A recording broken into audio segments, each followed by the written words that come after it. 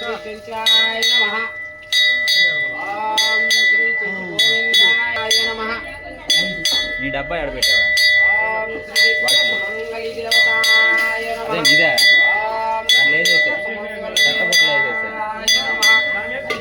అదే పేపర్ పాల ప్యాకెట్లు రండి